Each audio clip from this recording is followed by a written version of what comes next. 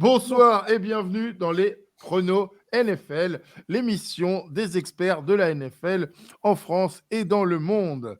Ils sont beaux, ils sont chauds, mes experts. Tout d'abord, Olivier Rival, l'auteur de l'American Sport, fondateur de Mug et de Tapis de Souris. Bonsoir. Salut. Tu vas bien? Je vais très bien, il est revenu de Thonon-les-Bains sans avoir visité les Black Panthers, enculé. C'est notre expert belge, Rémi. Salut à tous. Voilà. Qui a retrouvé la 4G. Exactement. Ça fait plaisir de te revoir. Quel bonheur de retrouver Internet, tout simplement. Voilà, il est dans un lieu sombre et il porte des lunettes teintées. Voilà, c'est notre gars de la mafia à nous. Il s'agit de Don FMB. Bonsoir. Bonsoir à tous. Ouais. Ce soir, c'est les playoffs. Ouais, wildcard. Ouais.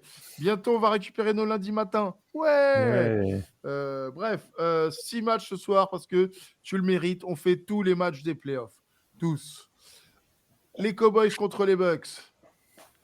Les Bengals contre les Ravens, les Vikings contre les Giants, les Bills contre les Dolphins et même les Chargers contre les Jaguars. Mais nous allons commencer par les Seahawks contre les 49ers. Voilà, la bataille de l'Ouest un petit peu. Et pour cela, Rémi, voilà, puisque tu es le leader de nos experts actuellement. Incontestable et incontesté, je pense. Il y en a qui te grattent au fait. Olivier gratte. Bon, il faut quand même qu'il fasse un beau run pour les playoffs, mais il est à 4 points. Tout est faisable. Hein. C'est vrai. Voilà. Rémi, les Seattle contre les 49ers, c'est à toi. Ouais, premier match de playoff de la saison, tout simplement. Match, à mon avis, assez peu ouvert dans le sens que les 49ers ont clairement montré qu'ils avaient une défense de fer et qu'offensivement, ça tenait la route.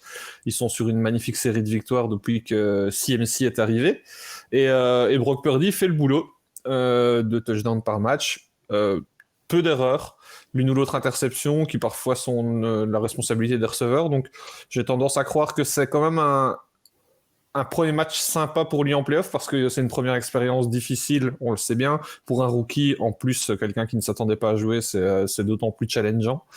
Mais je le vois s'en sortir. Faudra faire attention parce que c'est vrai que l'ambiance playoff est tout à fait particulière. Ça reste une rivalité entre ces deux équipes. Mais voilà, je les vois contrôler. Je suis curieux de voir ce que va donner Purdy dans un match à élimination directe. Mais en face, on a des Seahawks qui ont réalisé une saison correcte malgré tout. On les attendait peut-être plus bas dans le classement pour pas mal de personnes. Donc, ils ont fait une saison plus que nette. Geno Smith a réussi à surprendre beaucoup. Moi, le premier, je pensais vraiment pas qu'ils allaient pouvoir atteindre les playoffs avec Geno à la tête de l'équipe. Mais ils ont tenu un peu la route seulement. Il y a une défense qui n'est pas exceptionnelle. Une attaque qui n'est malheureusement pas régulière et donc on l'a vu lors des deux confrontations entre ces deux équipes cette saison. Les 49ers sont au-dessus, ils ont été en contrôle. Brock Purdy a déjà joué contre cette équipe, donc ça c'est vrai que c'est déjà un petit avantage. On a une défense des 49ers qui peut compter sur un Bosa qui est absolument exceptionnel cette année. Donc voilà, je pense un match en contrôle malgré tout. Très intéressant à suivre, pourquoi ? Parce que c'est les débuts de playoffs pour Brock Purdy. On connaît la belle histoire, mais on sait aussi que les belles histoires peuvent très mal se terminer. Donc voilà, je pense que les 49ers ont toutes les armes, devraient gagner. C'est pas le match le plus serré de ce week-end sur papier, mais on sait qu'en playoff tout peut arriver, donc méfiance et voilà. Merci Rémi. Est-ce que quelqu'un a quelque chose à rajouter ? Pas mieux, je pourrais avoir une consonne là, pour la suite. Bien sûr. Non, moi, je voudrais quand même tirer le chapeau à Brock Purdy. Quand même, alors, il va être quand même challengé face, je pense, à quand même, il y a la ligne la DL des Seahawks qui n'est pas trop mal. Je pense qu'on va avoir pas mal de CMC et très peu de Brock Purdy, à mon avis. Ouais. Voilà. Alors, moi, je voulais quand même rajouter que les Seahawks, ils ont quand même un gros coup de bol d'être là parce que Ils peuvent dire merci clairement, à Détroit. clairement, les Rams auraient dû gagner ce match dimanche. C'était quand même pas franchement très très joli à voir du côté des Seahawks cette rencontre. Les Rams avaient retrouvé un petit peu de pêche. Donc je suis un peu triste, notamment pour les Lions qui auraient sans doute été une plus jolie équipe à voir en playoff.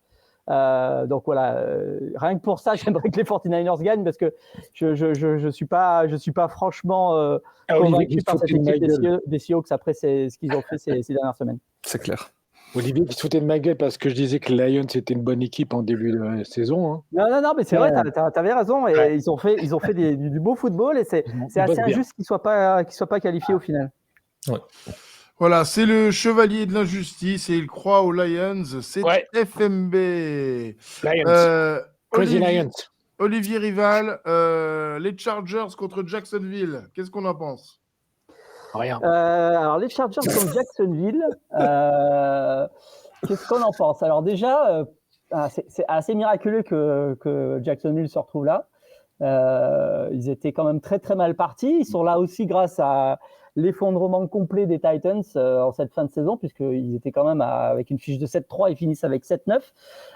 Ils ont réussi à gagner leur place à la dernière semaine en emportant un match poussif contre les Titans. Ça va être un match intéressant parce qu'on a quand même deux jeunes QB qui sont plutôt, on va dire, un peu l'avenir de la ligue. Alors, c'est vrai que moi, j'étais assez sceptique sur Lawrence pendant ses premières saisons. Cette année, il a vraiment monté d'un cran ses performances. Herbert, lui, il a tout de suite été très bon. Ça reste pour moi un des tout meilleurs, en tout cas on va dire sur son talent de passeur brut, on va dire. Il est très précis, il a un bon bras, il est très très propre. Moi, j'aime beaucoup le voir jouer. Lawrence, c'est un petit peu plus roue libre, enfin style libre, on va dire. Mais on a là un beau duo de quarterback.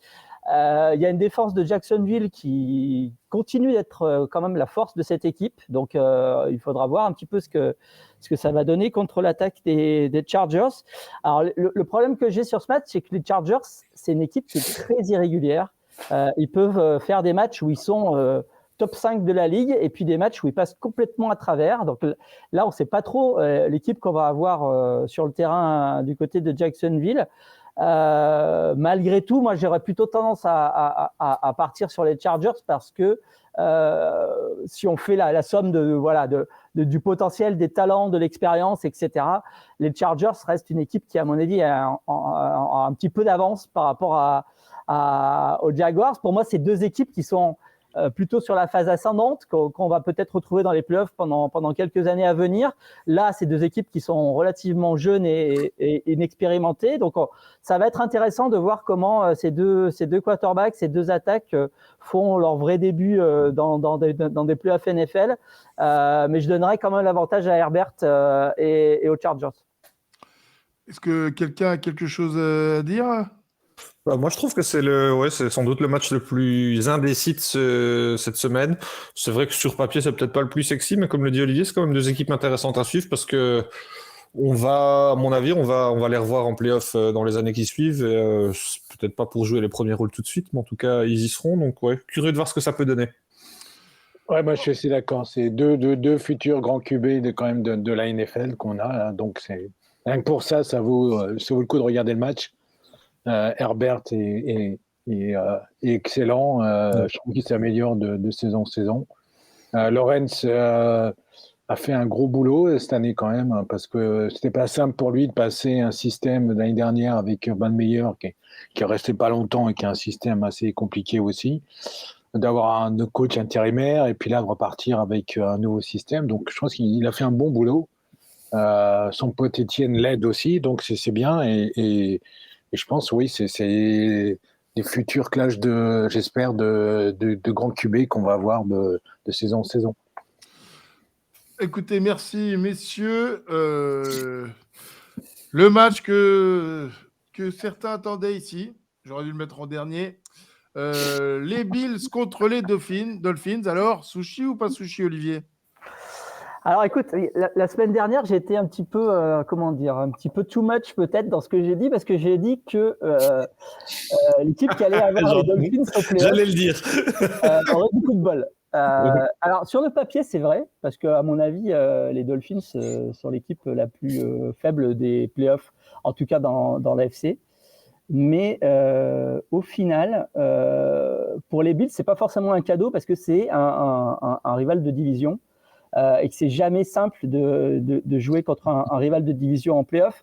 Les 2 matchs qu'ils ont joués contre les Dolphins ont été tous les 2 très serrés. Les Dolphins en ont gagné un, bon, c'est vrai, avec pas mal de réussite, mais ils l'ont gagné au final. Donc c'est pas forcément un super cadeau pour les Bills de recevoir les Dolphins du côté de Buffalo. Alors évidemment, pour moi, les Bills devraient l'emporter. Il y a plus de talent, il y a l'expérience, il y a aussi le fait que Tua sera pas là, donc ça va être notre ami Skylar qui devrait lancer. Il y a aussi le fait que les Dolphins seront complètement à la ramasse depuis plusieurs semaines, qui se sont qualifiés dans un match absolument pitoyable contre les Jets la semaine dernière. Donc il y a pas mal de choses qui font que les Dolphins n'arrivent pas franchement avec une bonne dynamique. Mais il faut quand même que les Bills se méfient. Il ne faut pas qu'ils pensent que ce match est déjà gagné, parce que c'est une équipe accrocheuse et qui, notamment du côté de la défense, est pas si facile que ça à manier. Merci Olivier. Bon, tout le monde est d'accord. On va. Malheureusement, oui. Malheureusement, oui. Et là, par contre, je vois un gros score dans ce match. Ouais, c'est ce qui m'inquiète, moi. C'est soit un massacre, soit ça risque d'être serré si McDaniels met en place des jeux plus simples pour Skylar. Il avait quand même designé son attaque autour du bras de Tua, c'est vrai qu'il balance loin, mais des fois, je l'ai dit plein de fois, il balance comme il s'est joué la balle au prisonnier pour dégommer le safety, donc ça sert à rien. Mais s'il simplifie le jeu, et à mon avis, il aurait dû le faire depuis longtemps. C'est depuis 3-4 matchs, depuis que Tua a sa énième commotion cérébrale. Bridgewater, il aurait dû déjà l'évincer parce que pour moi, il ne faut rien. Mais s'il avait simplifié un peu les jeux pour Skylar Thompson, il ne serait pas dans cette situation un peu le cul entre 2 chaises. Parce que d'un côté, il est content, ils sont arrivés en play-off, ce qui était inespéré vu les résultats de l'année dernière. Mais je pense que les Dolphins auraient pu faire mieux cette saison. Alors, je ne dis pas ça parce que je suis fan des Dolphins, hein, mais quand même, je pense qu'ils auraient pu faire mieux.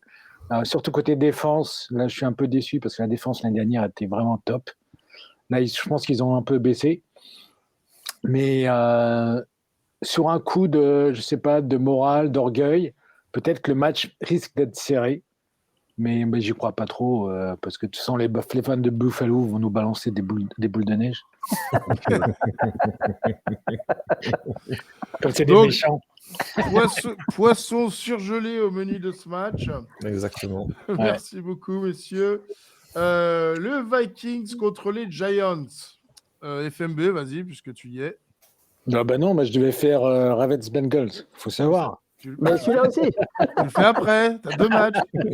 Alors, FMB, je sais que tu n'es pas bon en score, mais 6 divisé par 3, ça fait 2. Oh. Et Racine Carré.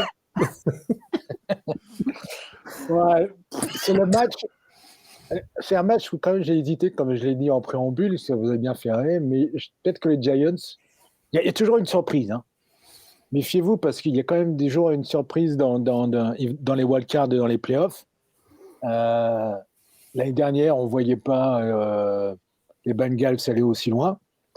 Et là, je pense que les Giants sont sur une bonne dynamique, même s'ils ont perdu le dernier match à Philadelphie de 22-16, ce qui n'est pas, c'est pas énorme. Mais je pense que ils peuvent faire du bon boulot et ils peuvent peut-être faire leur surprise. Ce serait bien parce que je ne suis pas un super fan des Vikings et de Kirk Cousins. Donc, je vois quand même, logiquement, les Vikings devraient gagner parce qu'ils ont quand même une bonne attaque. Mais je vois quand même un score serré. Voilà. Voilà, et puis dans l'absolu, permettre aux Giants de potentiellement un peu plus loin aller pourrir encore une course au playoff à Brady, ça serait bien fait, quoi. Voilà. Il faut bien qu'on s'amuse aussi. Merci FMB, messieurs, vous avez quelque chose à dire sur ce match? Non, ouais, je suis d'accord avec FMB dans le sens que les Vikings ont une fiche très gentille, je trouve, et très, très flatteuse. Et donc, ouais, le seul problème, c'est que je trouve que les Giants manquent encore un petit quelque chose au niveau offensif, notamment. J'ai l'impression qu'on va dans le bon sens du côté de New York, mais que malgré tout, il y a encore du taf. On a un QB qui se développe malgré tout. Je pensais pas qu'il pouvait être, je vais pas dire si bon, je vais pas aller jusque là, mais si régulier en tout cas. Non, il fait vraiment le boulot en toute honnêteté. Malgré tout, en face, on a une attaque une attaque des Vikings qui est quand même très solide, qui peut empiler les yards, que ce soit au sol ou par les airs avec Justin Jefferson. Et donc, pour moi, le problème sera là, c'est qu'il réussir à tenir le score face à ces Vikings-là, c'est pas simple. Mais je trouve que la défense des Vikings a de très grosses lacunes qui risquent de leur coûter cher, selon moi, dès la semaine prochaine. Non, mais je suis d'accord avec ça. Les Vikings ils ont un peu de chance de tomber sur les Giants parce que les Giants ont plus l'effet de surprise qu'ils avaient en début de saison, qui a fait qu'ils étaient vraiment une équipe difficile à jouer, qui a surpris pas mal de monde. Là, depuis quelques semaines, c'est un petit peu plus compliqué pour les Giants. Ils ont un petit peu plus de mal à enquiller les yards, notamment au sol, comme ils le faisaient à une certaine époque. Donc ça risque d'être un peu court pour les Giants à Minnesota. Peut-être qu'à New York, j'aurais joué les Giants, mais là à l'extérieur, ça va quand même être un petit peu compliqué. Par contre, moi, comme Rémi, je vois pas les Vikings aller beaucoup plus loin qu'une victoire dimanche. Ok. FMB, tu veux nous parler du Bengals-Ravens? Bah non. Il n'y a rien à dire. Les Bengals vont gagner, donc je vois pas comment les Ravens peuvent emmerder les Bengals. Ils sont quand même, je suis quand même assez étonné que les Bengals sont quand même 10 victoires cette année, quoi. Surtout que Lamar, je suis pas sûr que Lamar joue. Donc déjà, ça enlève beaucoup de chance. On a vu, il ne jouera pas. Ouais, il y a des grandes chances qu'il joue pas. Donc c'est Tyler Huntley qui va jouer, mais je pense que il fait pas le boulot. La défense des Ravens est quand même pas mal, surtout la cover 2, et puis ils ont une D-line qui est pas dégueulasse, donc il y a que ça qui peut les sauver. C'est que leur défense, à mon avis. Mais comme Burrow est en super forme, et quand je vois qu'il fait des passes au laser, et le dernier drive avant le match contre les Bills, son drive était impressionnant. Enfin, c'est des passes laser sur des receveurs différents, quoi. En plus, il a le choix entre Chase, Higgins, Nixon, Boyd, Perrine, etc. Donc, il fait vraiment des passes au laser, quoi. Il fait pas des passes un peu à la Tua dans une zone. Il envoie ça dans une no man's land et puis il se dit tiens, peut-être que quelqu'un va l'attraper, quoi. Bon, Tyreek essaye d'attraper, se balance un truc. Donc lui, c'est vraiment au laser et c'est au centimètre près, quoi, dans les mains du receveur. C'est impressionnant. Et je pense que Burrow, pareil, ça va être un futur Hall of Fame. On va le revoir d'année en année. L'année dernière, je pense qu'il nous a tous surpris. Au Super Bowl, à un moment donné, j'ai même cru peut-être qu'il allait gagner. Donc, pour un jeune QB, là, je pense que cette année, il ne va pas laisser passer le truc. Et donc là, je pense que les Ravens vont souffrir, à mon avis, même s'ils ont une défense qui est bonne. Je les vois quand même prendre encore... combien ils ont pris la semaine dernière? Je crois que c'était 27-15. Ouais. 27-16. Donc, ouais, 10 points, quasiment 10 ou 11 points. Je pense que le score va être à peu près similaire, à mon avis. Ou voire plus. Voilà. Messieurs? Ouais, je suis assez d'accord avec FMB. C'est vrai qu'offensivement, les Ravens n'existent pas avec Huntley. Il a joué 5 ou 6 matchs. Il en a 2 touchdowns, je pense, pour 3 ou 4 interceptions. C'est un quarterback remplaçant qui essaie de faire le taf. On essaie de garder une logique au niveau du jeu aussi, avec un jeu au sol assez important avec lui. Ceci dit, il n'a qu'un touchdown au sol. L'attaque ne fonctionne pas suffisamment que pour pouvoir lutter contre une équipe comme celle des Bengals, qui, comme l'a dit FMB, est emmenée par un quarterback qui est absolument exceptionnel.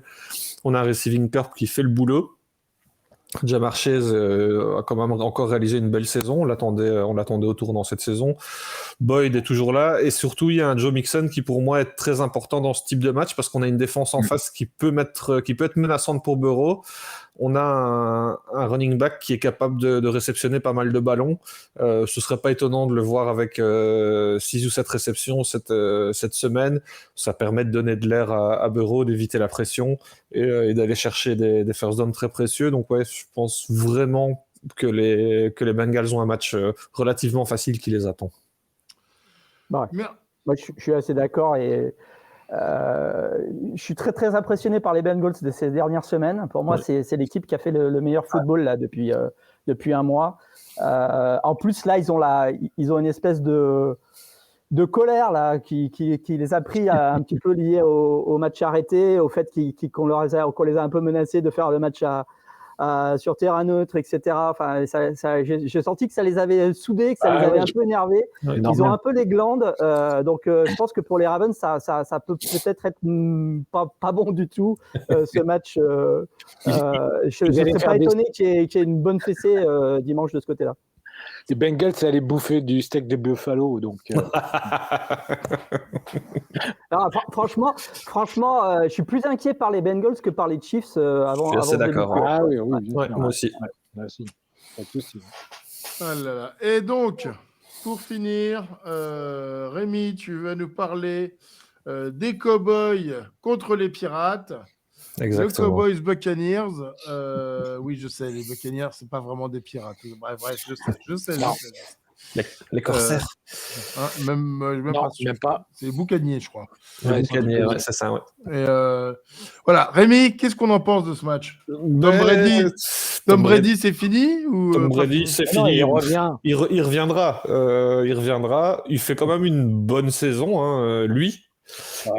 Personnellement, mais sans être exceptionnel. Je dois bien le dire. Allez, Rémi, sors ton maillot de numéro 12. Mais lequel Non, voilà, les Bucks cette saison, c'est très très moche à voir, je trouve. Et je suis pas le seul à le penser. Par contre, on a parlé du potentiel foirage de certaines équipes et je trouve qu'en playoff, Dallas s'en sort plutôt pas mal à ce niveau-là. Et donc, match à suivre. Pourquoi? Brady n'a jamais perdu contre Dallas, c'est une des franchises qui ne l'a jamais battu. Après, sur papier, il n'y a pas photo, mais on a vu, notamment la semaine dernière, que Dallas est capable de totalement perdre son football.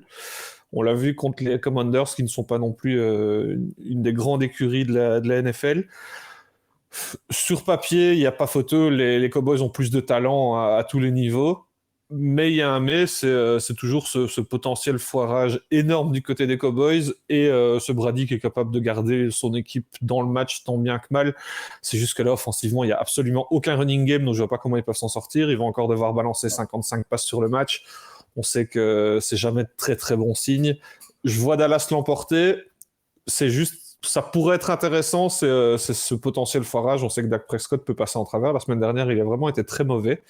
Très très mauvais, donc une mauvaise entame, peut-être une bonne entame de la part de la défense des Bucks qui est quand même capable de lâcher un ou deux plays. Et ça pourrait nous donner un match qui pourrait être un petit peu intéressant. C'est vraiment la seule manière pour moi d'avoir un match éventuellement serré. Si le running game des Bucks n'est pas là et si le running game de Dallas se développe comme il peut le faire, on n'aura pas de match par contre. Rémi, n'oublie pas que Brady a toujours du bol. Donc, à mon avis, ça va être un match assez serré. Même si, pour moi, Fournette et White font pas le boulot. Non, pas le boulot du tout. Je ne sais pas si Fournette est vraiment blessé, mais cette année, il est un peu aux abonnés absents. Mais je ne vois pas du tout comment Brady peut battre la défense des Cowboys, surtout avec Mika qui va le chasser pour un peu de match. Donc, mais bon, mais comme il a du bol, et on l'a vu sur plein de matchs. Ah, c'est ça. Voilà. On ne sait pas. C'est sans doute la moins bonne équipe en playoff, mais il y a toujours cette interrogation Brady. Comment il pourra s'en sortir? Sincèrement, je vois pas trop. Mais voilà, c'est vrai que tout peut arriver. On sait qu'il peut avoir du bol. Moi, je comprends pas qu'une équipe à 8-9 soit en playoff. Mais bon. Moi non plus. Que Rico écrive à la NFL encore à Godel en disant putain, mais arrête de déconner, mon là gars. Aussi, on aurait eu un Lions Cowboys, ça aurait été beaucoup plus sexy. Et pour le coup, ça m'aurait pas étonné de voir les Lions ennuyer ces Cowboys qui justement sont, comme je l'ai dit, capables de se planter en playoff avec une équipe des Lions qui est en pleine bourre et qui est super sympa à regarder, quoi. Bon, messieurs, ces playoffs, vous pensez que ça va être sympa à regarder ou Ouais. Je pense que il y a quelques matchs, oui, quelques beaux matchs. Ouais, franchement, oui. Cette semaine, c'est vrai que y a un petit écrémage qui se fait. C'est un peu l'échauffement cette semaine. Hein. Ouais, il y a exactement. pas non plus, un programme super alléchant cette semaine. Dès la semaine prochaine, il y aura du gros match. Ouais, mais là, on va avoir des matchs où normalement les joueurs sont motivés. Ça, je vois pas. Ouais.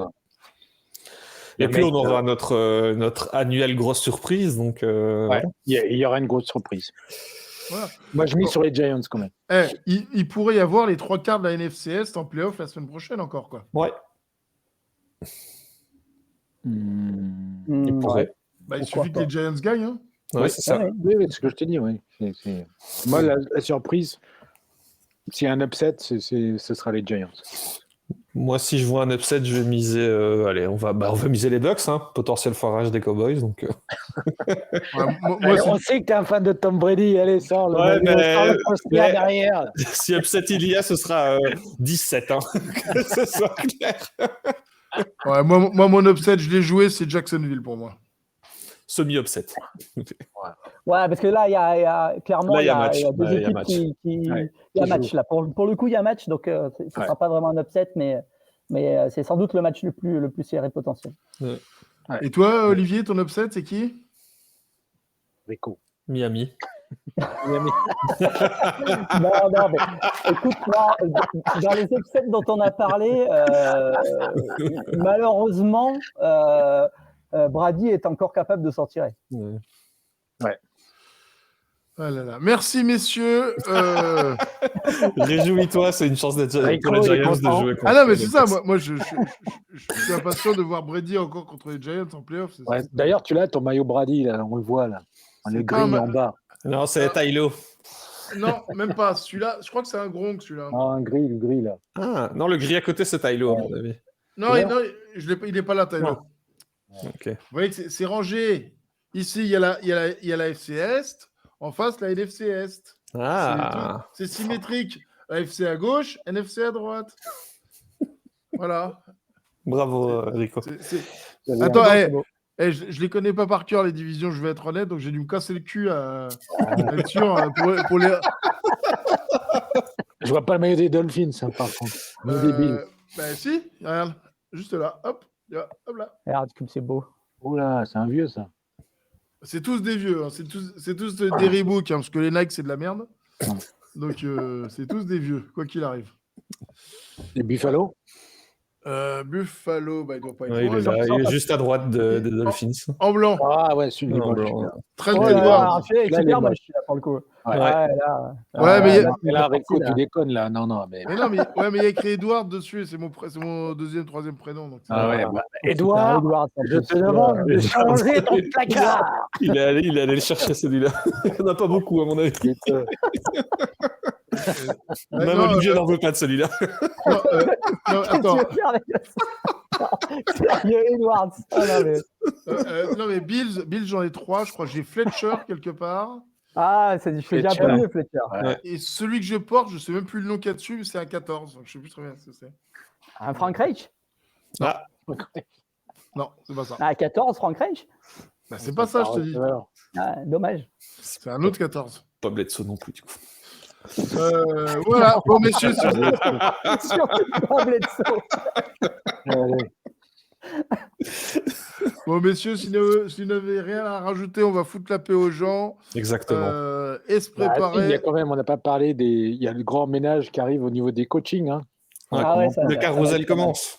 Écoute, je propose qu'on attende les semaines où il y aura de moins en moins de matchs pour parler de plus en plus d'autres choses. On peut déjà pronostiquer qui a remplacé McVay. Moi, je dis Payton, Sean Payton. Il va falloir lâcher un premier tour de draft pour choper Sean Payton, d'après ce qu'ont dit les Saints. Ça m'étonnerait pas que les Broncos en soient capables. Bon, donc la semaine prochaine, les premiers pronostics de la valse des coachs et des joueurs et tout ce que tu veux. Messieurs, bonne soirée à vous. Et bon playoff. Bonne soirée, bon playoff et bon amusement. Et bonne année chinois. C'est bientôt. Bonne année. Bon chinois. Salut.